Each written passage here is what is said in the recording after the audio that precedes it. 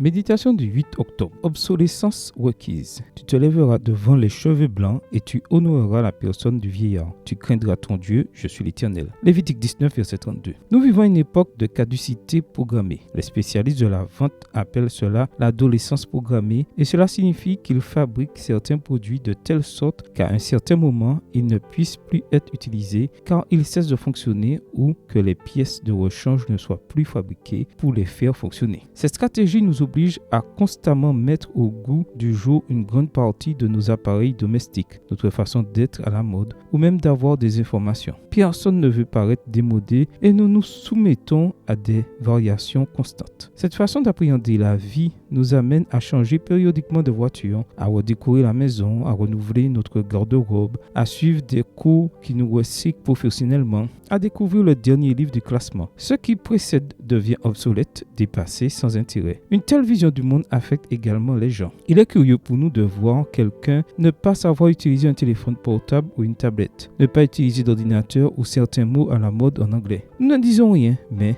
inconsciemment, il nous semble dépassé et, à de nombreuses reprises, quelque peu suranné. Si en plus il s'avère que ces personnes sont d'un âge avancé, de notre siècle ou d'autres souvenirs, il est facile de sourire avec condescendance ou de plaisanter sur le passé. Il semble que nous n'ayons pas besoin des personnes âgées, que leurs cheveux gris nous paraissent obsolètes, que les rides de leur visage nous dérangent. Et pourtant, si, nous avons besoin des personnes âgées, car elles connaissent la vie comme personne d'autre. La vie n'est pas technologie, la mode ou l'information de dernière heure. La vie est construite sur des sentiments, des contrastes, des expériences, des souvenirs pardonnés et des souvenirs entretenus. La vie, avec ses succès et ses erreurs, fait une personne, et cet ensemble de connaissances est très précieux. N'importe qui peut utiliser un gadget, mais tout le monde ne peut pas donner des conseils à partir de la réalité des années. Pour cette raison, Dieu demande le respect pour les personnes âgées, pour les personnes aux cheveux gris et compréhensives, pour les personnes au visage ridé et au regard serein. C'est curieux, mais si nous apprenons à respecter les personnes âgées, naturellement nous apprendrons à respecter Dieu.